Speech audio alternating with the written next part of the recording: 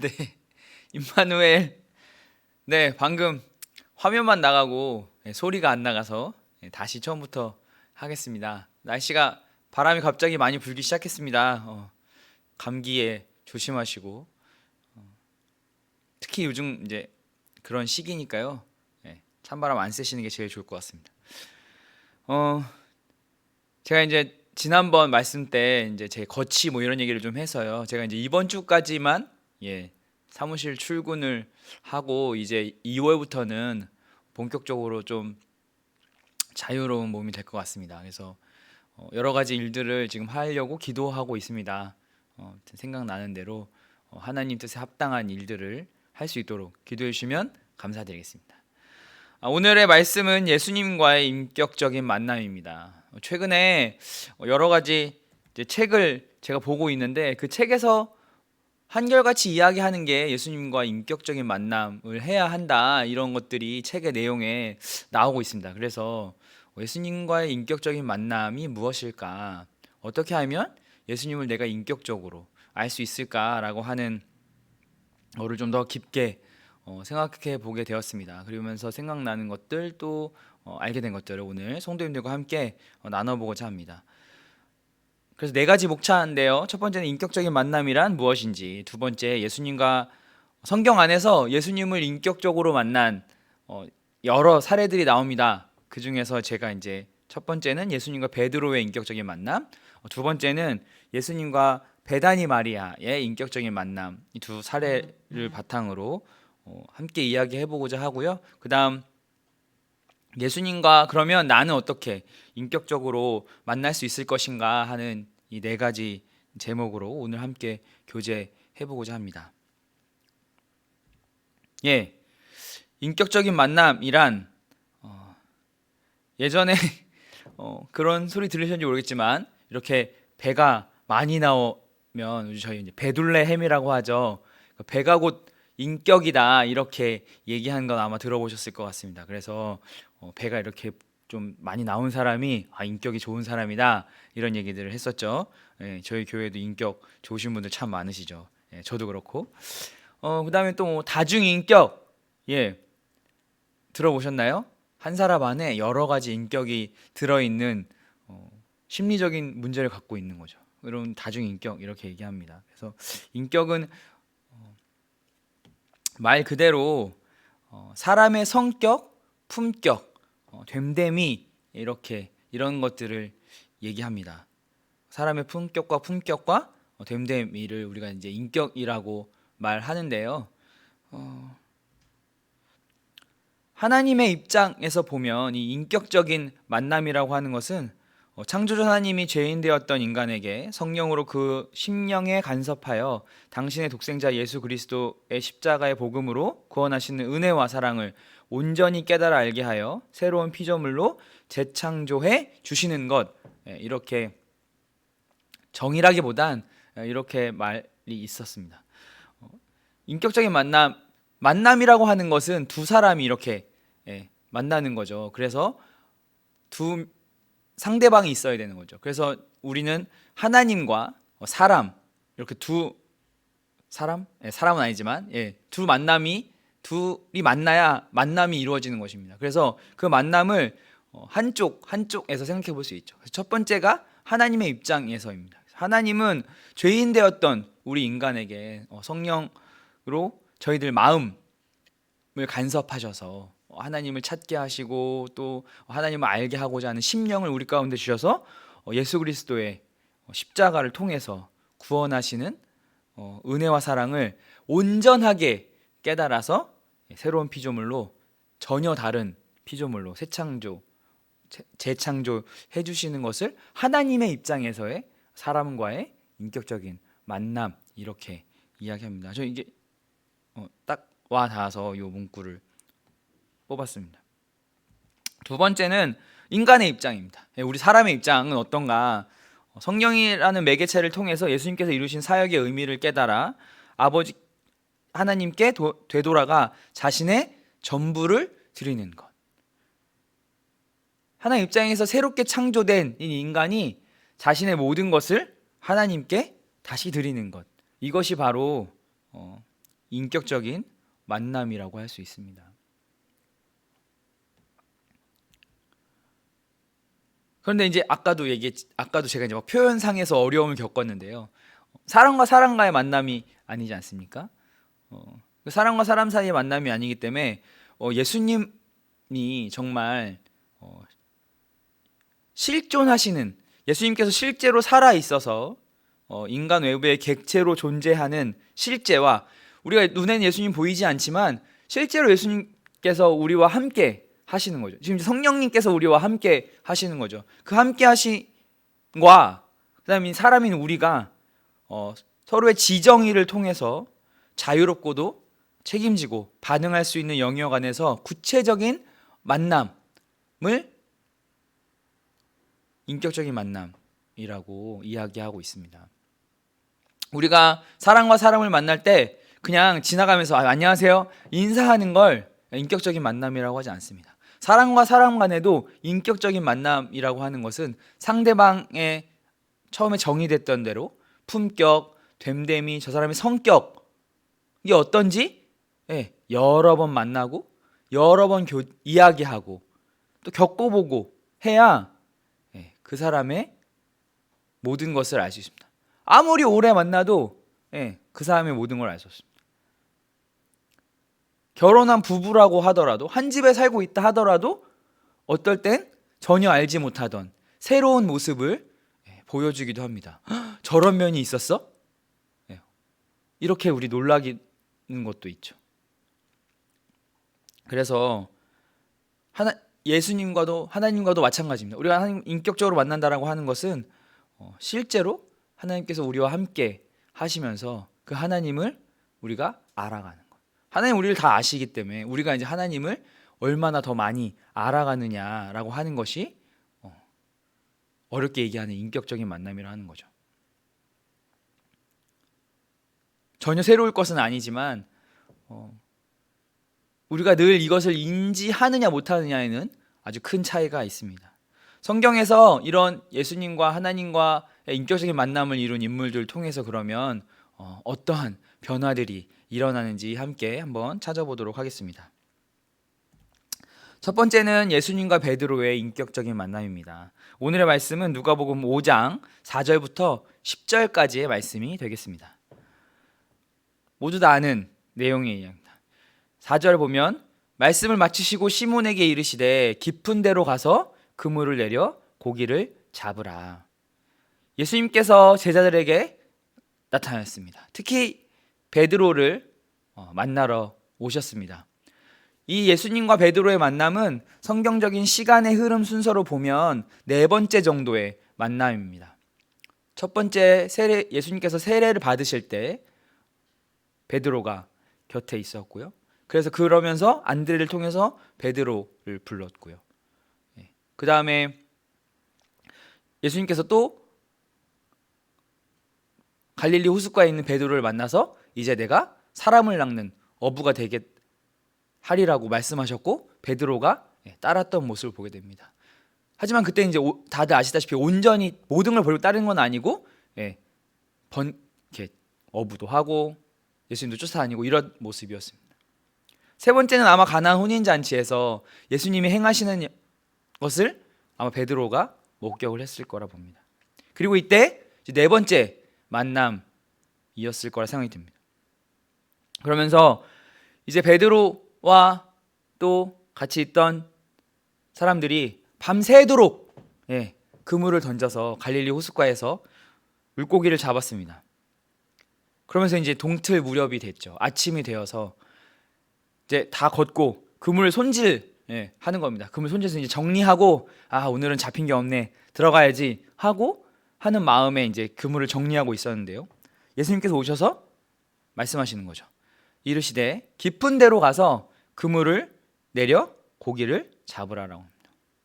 5절 베드로 이름이 바뀌기 전이죠. 시몬이 대답합니다. 시몬이 대답하여 이르되 선생님 우리들이 밤이 새도록 수고하였으되 잡은 것이 없지만은 말씀에 의지하여 내가 그물을 내리리이다 하고, 베드로는 어부로서의 경력이 꽤 많았습니다. 그러기에 어디가 물고기가 다니는 길인지, 어느 시간대에 물고기가 활동하는지 잘 알고 있었죠. 그러한 숙련된 어부인 베드로가 밤새도록 물고기 한 마리 못 잡았습니다. 이 말은 다시 말하면 물고기가 없다는 거죠. 그런데 예수님이 또 깊은 데로 가서 그물을 던지라고 하는 겁니다. 베드로의 마음이 어땠을까요? 물론 뒤에 말씀에 의지하여 내가 그물을 내리리이다 하고라고 되어 있지만 아마도 제가 보기엔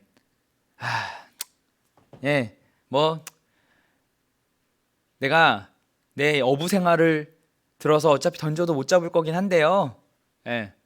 그냥 예수님 그때 뭐 물로 이렇게 포도주 만드시는 것도 봤고 했으니 한번 그냥 그물 한번 던져볼게요. 아마도 이 마음이 아니었을까? 전 그렇게 생각합니다.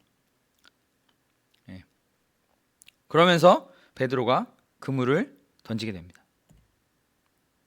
그렇게 하니 6절 고기를 잡은 것이 심이 많아 그물이 찢어지는지라. 그런 마음으로 가서 그물을 던졌습니다. 그런데 어떻게 됐죠?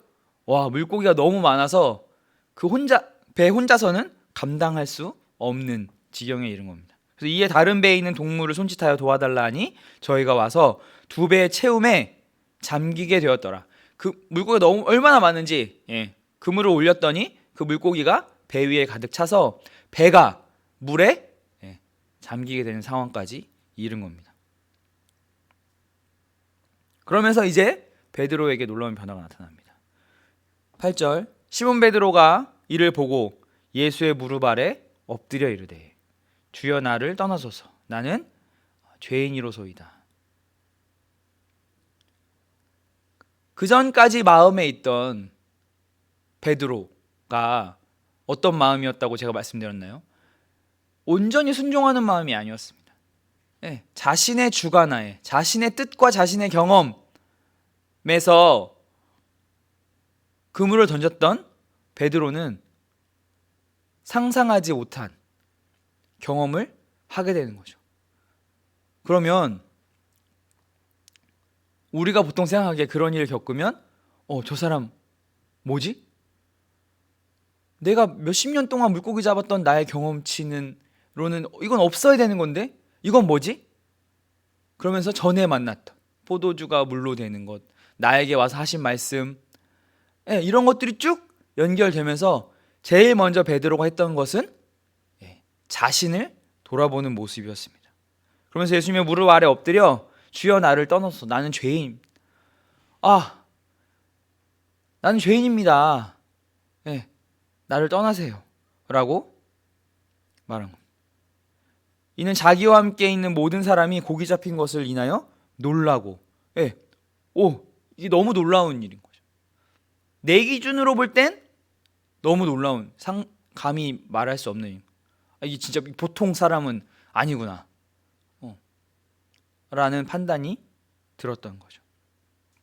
예수님께서 시몬에게 이르시되 무서워하지 말라 이제 후로는 내가 사람을 취하리라 하시니 라고 말씀하시고 계십니다. 베드로는 예수님을 만나고 자신이 누구인지 어떤 사람인지 확인할 수 있었습니다. 우리가 복음을 들을 때 여기서 말하는 복음은 예수님을 마음속에 온전히 주인으로 영접하지 못하고 아직 예수님께서 이루어내신 십자가에서 이루신 그 구원의 사역을 온전히 받아들이지 못하고 있을 때 가장 많이 하는 말이 예수님과의 1대1을 만나야 된다. 그분이 누구신지 알아야 한다 라고 말하는 말을 우리 많이 들었습니다. 그동안은 예수님을 알기 전에는 내가 중심이 되고 모든 세상의 기준이 나고 이러한 자기의 모습이 예수님을 만나는 그 순간 그 기준이 바로 예수님이 되는 것입니다. 저분이 어떤 분이신지 저분을 비춰서 나를 봤을 때 내가 진짜 죄인이구나. 내가 갖고 있던 경험과 내가 갖고 있는 지식은 정말 하찮은 것이구나. 내가 그분의 발 앞에 무릎을 꿇는 것만이 내가 할 수 있는 유일한 것이구나.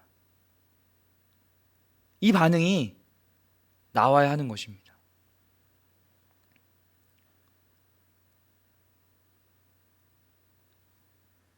예수님 지금 이 말씀을 통해서 우리가 우리 자신을 비추어 볼 수 있는 것입니다.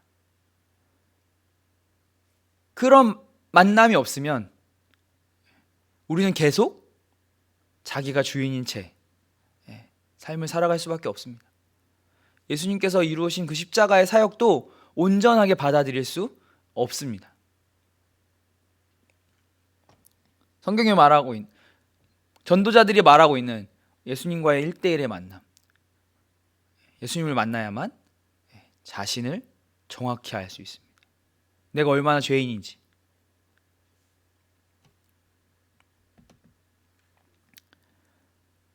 두 번째 만남을 한번 확인해 보겠습니다. 두 번째 만남은 예수님과 베다니 마리아의 인격적인 만남입니다. 누가복음 10장 38절에서 42절의 말씀입니다. 이건 성경을 찾아서 한번 성경을 제가 읽어 드리겠습니다.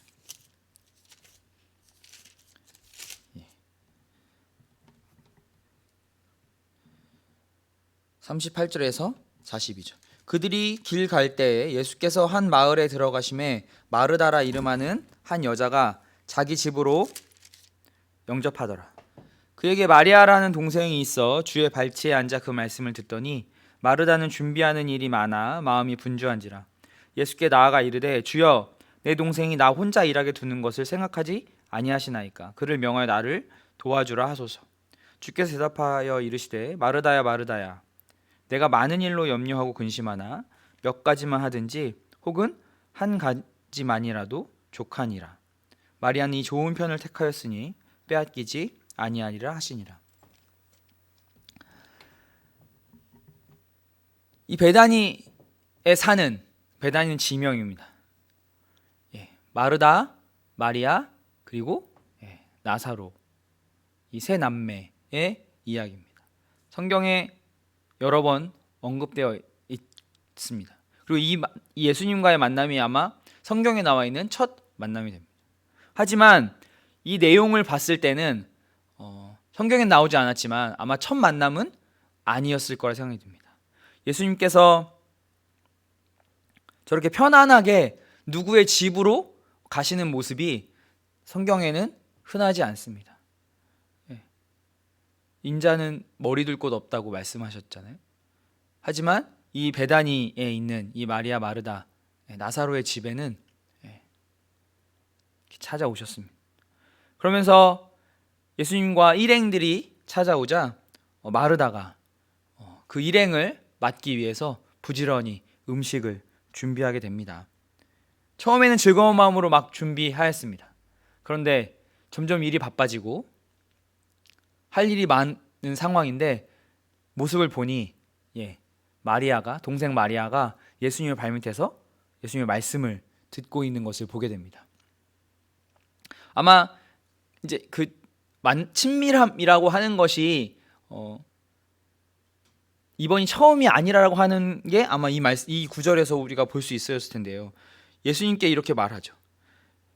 주여 내 동생이 나 혼자 일하게 두는 것을 생각하지 아니하시나이까.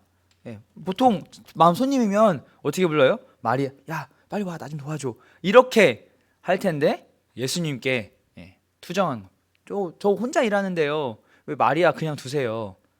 저한테 얘기해서 같이 일하라고 하셔야 되는 거 아니에요? 이렇게 마르다는 이야기하는 거죠. 그러니까 우리 이제 41절에 주께서 대답하여 이르시되 마르다야 마르다야 내가 많은 일로 염려하고 근심하나 몇 가지만 하든지 혹은 한 가지만이라도 족하니라. 마리아는 이 좋은 편을 택하였다라고 되어 있습니다. 마리아가 이것을 택한 겁니다. 아마 이 만남 이전에 마리아는 오늘 우리 주제로 삼고 있는 예수님과의 인격적인 만남, 예수님의 만남이 있었던 것으로 생각됩니다. 그러기에 마리아가 다른 것이 아닌 예수님의 발치에 앉아서 예수님의 말씀을 듣는 것을 선택하는 거죠. 그걸 좋아하는 거죠. 예수님을 만나면 예수님을 알면 알수록 예수님의 말씀을, 그분의 말씀을 듣는 것을 좋아할 수밖에 없습니다. 왜요? 세상의 모든 기준이 그분이기 때문에. 내가 어떻게 살아가야 되는지, 내가 무엇을 해야 하는지를 알려주는 건 그분의 말씀이기 때문입니다.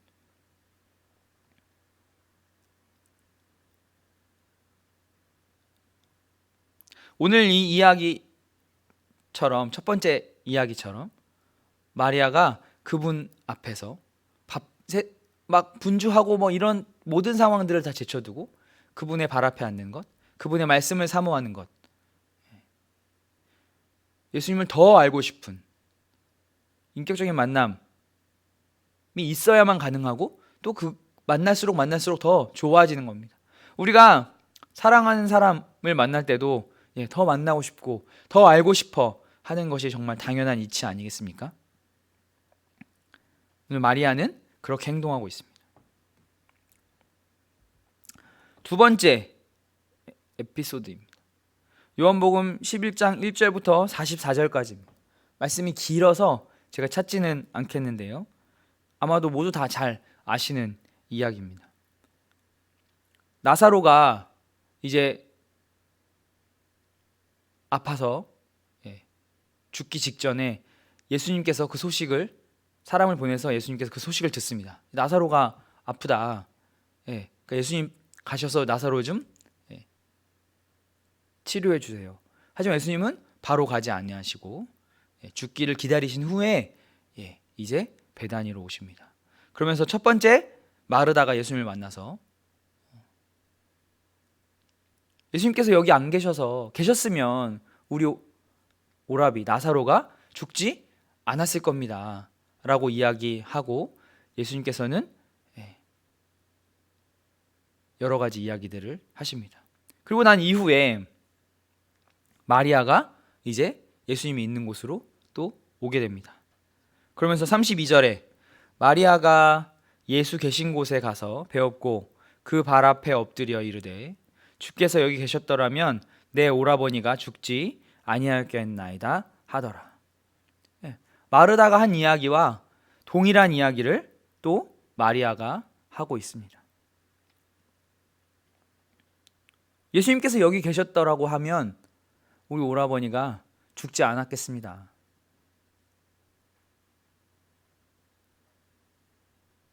그러자 33절에 예수님의 반응은 이렇습니다. 예수께서 그가 우는 것과 또 함께 온 유대인들이 우는 것을 보시고 심령에 통분히 여기시고 민망히 여기사. 이 나사로가, 죽은 나사로를 살리시는 이 일은 예수님께서 요한복음에 보여주시는 마지막 표적입니다. 이 표적이라고 하는 것은 전에도 여러 형제님들이 앞에 나와서 말씀하셨지만 예수님께서 그분의 뜻을 알려주시기 위해서 특별하게 보여주는 겁니다. 여러 표적이 있지만 요한이 7가지 표적을 요한복음에 넣었고 기록했고, 그 마지막 표적이 바로 이것이었습니다. 오늘 그 표적이 이야기되는 과정 안에서 우리가 생각할 때 마리아가 예수님을 정말 인격적으로, 예수님과의 만남이 깊고 그분의 뜻을 온전히 알았다라고 한다면 32절처럼 말하지 않았을 것입니다. 지금 오라버니가 죽었지만 예수님께서 오셔서 예수님께서 무엇이라도 해주실 거니까 저는 괜찮아요.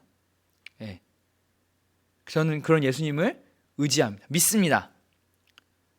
그렇게 얘기하면 좋았겠지만 오늘 마리아는 주께서 여기 계셨더라면 내 오라버니가 죽지 아니었겠나이다라고 얘기합니다. 우리가 예수님을 구원받고 난 이후에 예수님을 알지만 우리의 신앙은 많은 기복들이 있습니다. 어쩔 때는 성령이 충만하여서 정말 말씀 가운데 살고 기도 가운데 살지만, 또 어떤 때는 그렇지 못할 때도 있습니다.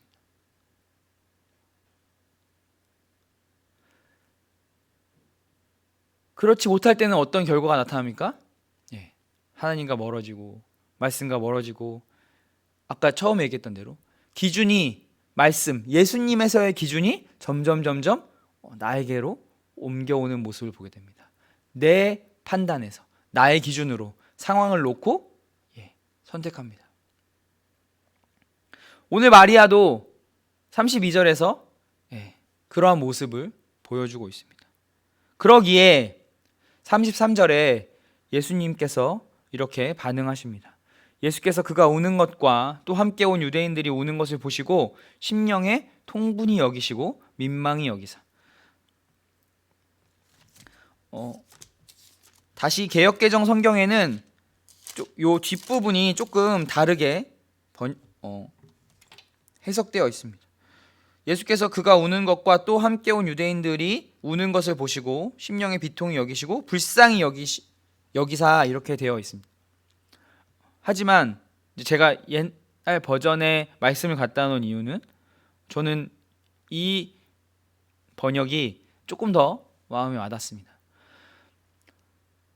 예수님께서 이 요한복음 11장까지 오는 동안 많은 표적과 기사와 이적을 보여줬습니다. 이들에게 보여줬습니다.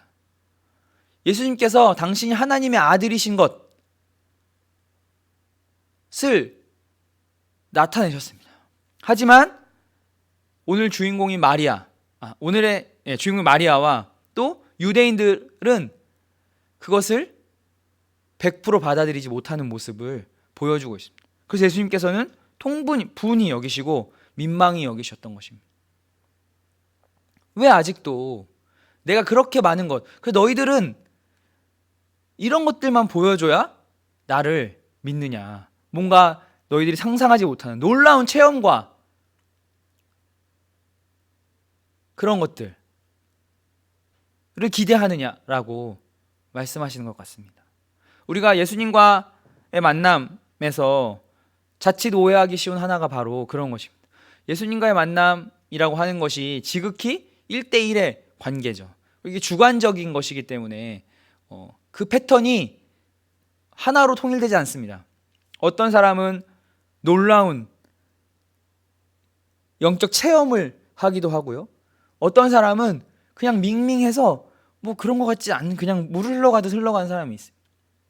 근데 그 양쪽의 것들이 다 어느 것이 옳고 어느 것이 최선이다라고 말할 수 없습니다. 그런데 오늘날 많은 기독교인들은 이런 놀라운 일들이 일어나길 바랍니다. 저도 한때는 그렇게 생각했습니다. 너무 신앙의 삶의 패턴이 너무 무료해. 매일매일이 그냥 매일매일 같고 하나님을 인격적으로 만난다고 하는데 하나님을 체험한다고 하는데 내 삶에서는 뭔가 잘 변화가 보이지도 않고 그런 생활들이 있을 때 그렇게 생각한 내가 이걸 어떻게 좀 탈피하려면 선교지라도 가야 되나? 선교사님들 삶의 간증을 들어보면 놀라운 일들이 정말 많습니다. 재정이 없어서 식구들이 모여서 다 같이 기도하는데 그 다음날 통장으로 돈이 들어온다거나 누가 뭔가를 기도하면 뭔가 필요한 게 공급되거나 그런 놀라운 역사들이 선교 현장에서 벌어진다고 하니 그래 내가 선교 현장이라도 가서 그런 것들을 보면 좀 내 삶에도 뭔가 변화가 있지 않을까? 이런 생각을 한 적도 있었습니다. 근데 우리가 오해하지 말아야 될 게 있습니다. 예수님과의 인격적인 만남은 남의 삶을 통해서 체득되기 굉장히 어렵습니다. 처음에 말씀드린 대로 1대1의 만남입니다. 저분이 저렇게 하나님 저 하나님 만났구나. 오 대단해. 근데 내 삶에는 없어. 사람의 본성은 이렇게 비교하게 되지 그런 하나님 감사합니다 이렇게 잘 되지 않습니다. 그리고 하나님께서 원하시는 것도 제 생각엔 물론 이제 그런 놀라운 체험을 바탕으로 한 만남도 있겠지만 말씀을 쭉 같이 보면서 우리가 생각되는 게 늘 꾸준한 만남이 아닐까. 하나님 원하시는 것도 그것이 아닐까 생각이 듭니다. 그리고 나서 이 말씀 뒤에 우리 다 잘 아는 대로 나사로가 예수님께서 나사로야 나오라 해서 이제 살아납니다. 아까 베드로가 물고기를 잡았던 것처럼 물고기 잡는 것보다는 이게 차원이 다른 거죠. 죽은 사람이 다시 살아났습니다. 마리아는 그 광경을 직접 눈으로 목격했습니다. 그러면서 베다니 마리아 삶이 어떻게 변하는지 마지막 세 번째 보겠습니다. 마가복음 14장 3절부터 9절입니다. 여기는 좀 짧으니까요. 제가 읽어드리도록 하겠습니다. 마가복음 14장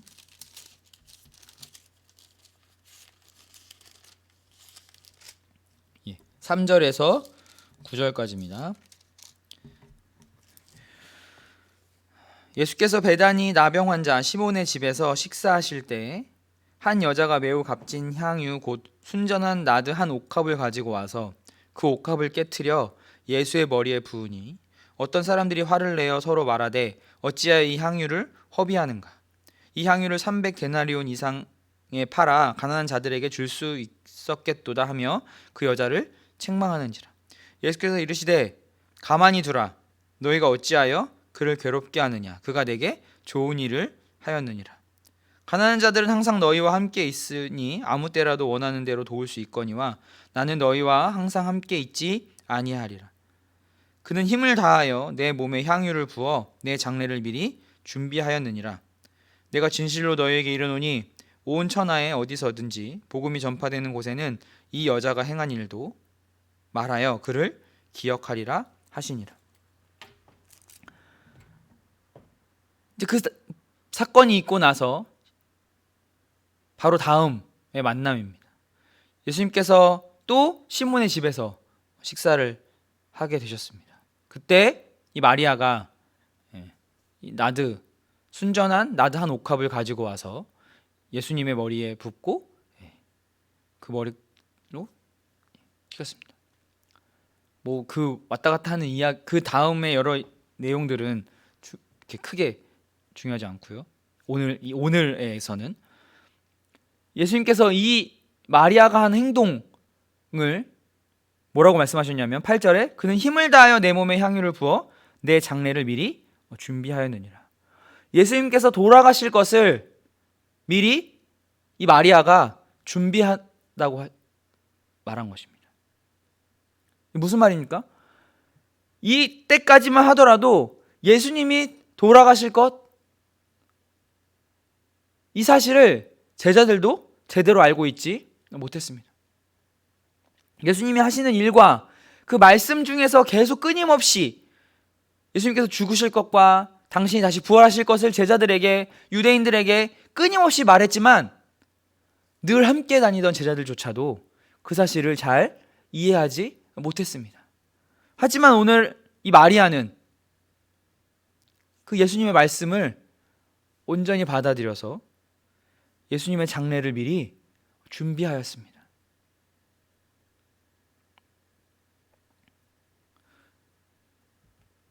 베다니 마리아는 예수님을 만나고 그분이 하시고자 하는 일과 뜻을 알았습니다. 우리가 하나님과 인격적인 만남, 이 1대1의 인격적인 만남을 계속해서 해 나아가면 우리가 알 수 있는 건 하나님의 뜻과 그분이 하시고자 하는 일입니다. 이 성경이 그것들을 우리에게 보여주고 있습니다. 그래서 우리가 그 뜻대로 살아갈 수 있는 것입니다. 최근에 저희 아들과 큰 아들하고 큐티를 같이 이렇게 하면서 계속해서 나오는 게 우리의 삶은 어떤 것도 내 자신의 노력으로 변하지 않는다. 바뀌지 않는다. 하나님만이 하실 수 있다라고 하는 사실을 말씀을 통해서 유연이가 받아들였습니다. 그래서 달라진 건 예전 같았으면 아빠가 하지 말라니까 하지 마가 아니라 하나님이 원하시지 않으니까 그런 마음이 들 때 예수님은 어떻게 하실까? 예수님이 원하시는 건 뭘까? 아이들의 훈육 방법을 이제야 약간 좀 그렇게 바꿨습니다.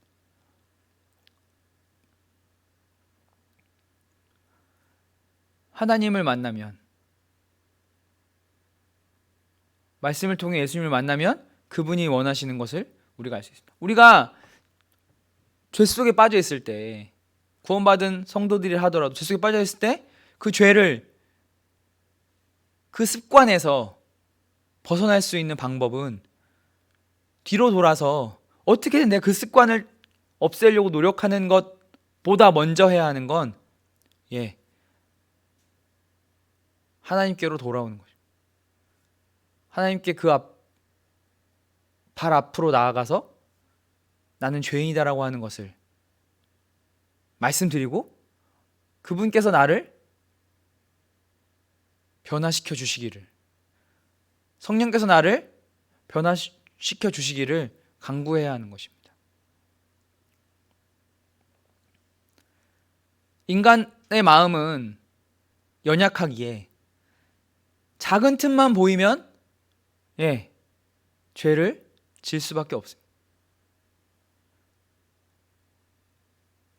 믿지 않는 사람과 믿는 사람의 차이는 그 틈을 얼마나 많이 보이느냐입니다. 우리가 그 틈을 우리 자신의 노력으로 메울 수 없습니다. 그 틈을 누가 메울 수 있습니까? 성령님께서만 하실 수 있습니다. 계속 우리는 그래서 하나님 앞에 무릎 꿇는 일 말고는 할 수 없는 것입니다. 하나님 앞에 나아가고 말씀을 통해서 하나님 만나고 하는 일들을 하는 것만이 우리의 삶을 변화시킬 수 있는 것입니다. 그리고 그렇게 하나님께서 약속하셨습니다. 이제 정리하면서 예수님과의 만남에 있어서 가장 중요한 두 가지 요소는 바로 말씀과 기도입니다. 올해 목표처럼 매일매일 가족들이 모여서 함께 기도하고, 또 이제 저희도 이제 한 3주 정도 됐는데 가족들이 모여서 같이 예배를 드립니다. 그래서 이제 성경을 통해서 예수님이 어떤 분이신지 이렇게 아이들하고 함께 찾는 걸 그 시간에 함께 하는데요. 그러면서 예수님이 이런 분이시구나. 그럼 우리의 모습은 어떻지? 이런 것들을 알아가는 시간을 함께 하고 있습니다. 또 많은 분들이 지금 청년은 청년 그룹대로, 귀여운 성도님들은 귀여운 성도님대로 성경 읽기를 하고 계신 모습을 보게 됩니다. 그냥 막 읽어나가서 이게 나한테 무슨 의미가 있어라고 생각하실 수도 있지만, 그렇게 해서라도 하나님과 함께하는 시간을, 그 시간만큼은 하루에 20분, 좀 1점 몇 배속으로 하면 좀 더 짧아지죠. 20분, 30분, 그 시간이라도 계속 하나님께 몰입하는 시간을 갖는 겁니다. 그러면서 온전히 한 시간을 가질 때 하나님과 주고받는 만남이 가능해집니다. 기도도 마찬가지입니다. 우리의 것들을 아뢰고 하나님으로부터 음성을 듣고 하는 생활들이 우리의 삶을 더 나아지게 만들 수 있습니다. 마지막 말씀인데요, 시편 139편 1절에서 4절입니다. 여호와여, 주께서 나를 감찰하시고 아셨나이다. 주께서 나의 앉고 일어섬을 아시며 멀리서도 나의 생각을 통촉하시오며 나의 길과 나의 눕는 것을 감찰하시며 나의 모든 행위를 익히 아시오니 여호와여, 내 혀의 말을 알지 못하시는 것이 하나도 없으시니이다. 하나님께서 우리의 앉고 일어섬, 생각, 눕고 모든 행위, 하나님은 우리를 구원시켜 주셨고 우리를 새로운 사람으로 만들어 주셨기 때문에 하나님 입장에서의 우리의 만남은 이미 100% 이루어졌습니다.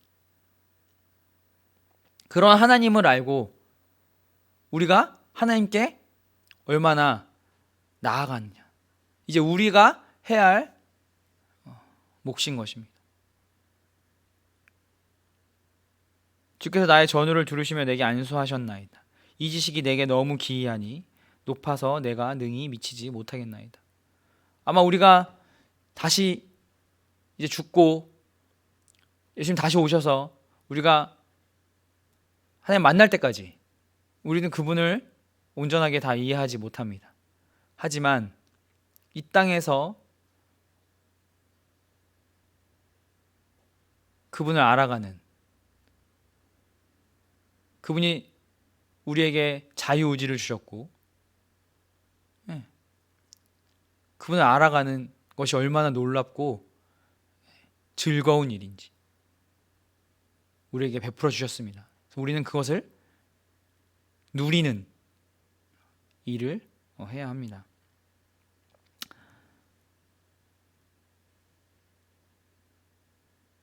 이제 각 가정에서 뭐 이제 코로나 때문에 밤에도 잘 나가지도 못하고 만남도 줄어들고 아마 시간이 예전보다는 많이 생기셨을 거라 생각이 듭니다. 저 또한 그렇습니다.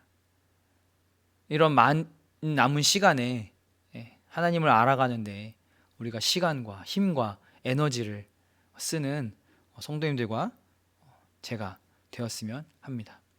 그럼 기도하시고 마치도록 하겠습니다. 사랑하는 감사를 드립니다.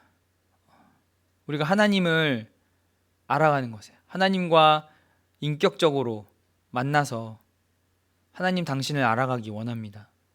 하나님의 뜻을 알고 또 하나님이 행하시는 일을 저희도 하기 원합니다. 또 그것들을 누리며 하나님께 영광을 돌리길 원합니다.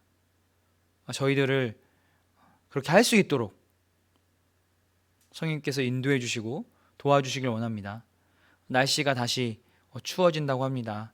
성도님들의 건강을 지켜주시고 만나는 그날까지 영육 간에 주님 안에서의 평안을 또 기쁨을 누릴 수 있도록 주님 인도해 주시길 원합니다.